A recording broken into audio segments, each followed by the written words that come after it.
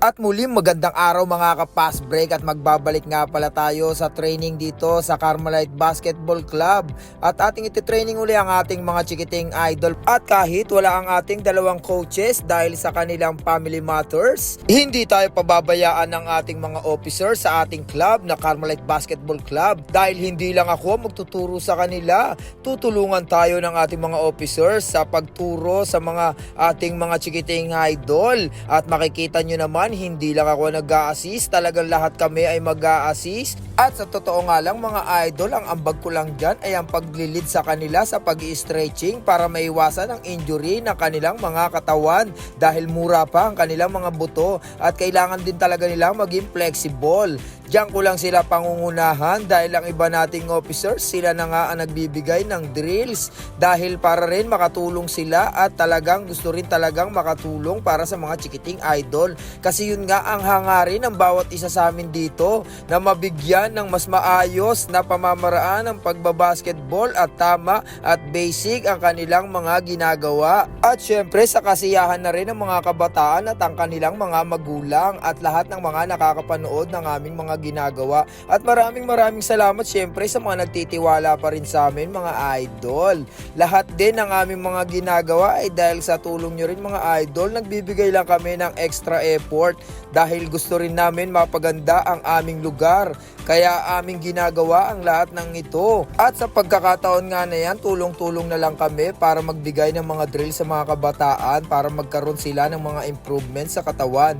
Ginagawa rin nga namin, inuulit-ulit lang din namin ang binibigay na drills ng mga coaches. At para na rin makabisado ng kanilang mga katawan at talagang mamaster nila. At sa pagkakataon nga na to, hiniwalay nga namin ang kabilang grupo. At ako ang kumuha ng mga batang hindi pa talaga masyadong marurunong. Sa madaling salita, sila ang may special training mga idol kasi nga hindi pa talaga sila lubusang marunong humawak ng bola. Kaya ang binibigay natin na training dyan, ang dribbling na may hawak na cone para makabisado ng kanilang mga katawan at kamay ang paghawak ng bola at pag-dribble. Dahil sila rin yung mga bata na wala pang 10 taon, sa madaling salita ay talagang sobrang babata pa. At pagdating nga ng tanghalian mga idol, dumating na nga si Boss Jegs at siya nga ay nag-sponsor ng malupit at napakatindi at napakasarap na pansit. Napakadami niyan mga idol para sa mga kabataan at hindi lang sa mga kabataan, ang lahat na nandyan, pati mga officers at mga kapitbahay natin, bibigyan natin ng pansit na yan. At bukod doon syempre may tinapay din dyan at nagpapasalamat nga pala kami kay Idol Boss Jegs, ang aking kapatid. Pwede nyo rin pala siyang i-follow at i-like and share ang kanyang mga videos dahil ang pag-like at pag-share at pag-react sa aming mga videos ay malaking bagay na yon sa amin.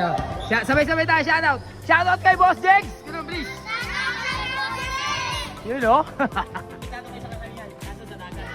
At dahil mukhang napagod at talagang nagugutom na ang mga kabataan, hindi na kami nagpatumpik-tumpik, talagang ibinigay na namin ang mga pansit at pinakain na rin namin sila. At talagang tuwan-tuwa mga bata, gustong-gusto rin nila, napakasarap daw ang sabi nila sa pansit. At nakakatuwa lang din dahil kahit ganyan-ganyan lang at napakalit na bagay na aming ginagawa, ay talagang na-appreciate nila. At kapag nakikita namin na masasaya sila, talagang natutuwa kami dahil yan din ang aming kainahan ng mga kabataan, mga idol. At sa totoo lang mga idol, mas masarap din kaibiganin ng mga kabataan dahil pagkaibigan mo ang mga kabataan, napaka-fresh at napakasariwa ng paggalang sa inyo ng mga yan. Boss Jegs, kaya muna tayo dyan, Boss Jegs.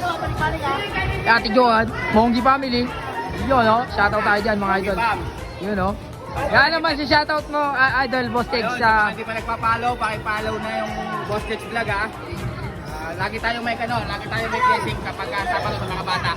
Ayun, no? Thank you, Boss Jegs. At saka syempre, ang maganda niyang jowa, si Ate Johan. At pagkatapos nga ng training ng mga kabataan at pagpapakain sa kanila, nagkaroon din kami ng training sa aming mga edad at mga marurunong na. Kaso medyo parang ako pa ang hindi marunong mga idol. At nagpapakitang gilas nga si Jerdan Clarkson. Pakitang gilas ka boy. At dahil nasayang na ni Jerdan Clarkson ang 4 na minuto na mahigit ng inyong buhay. And thanks for watching. Goodbye!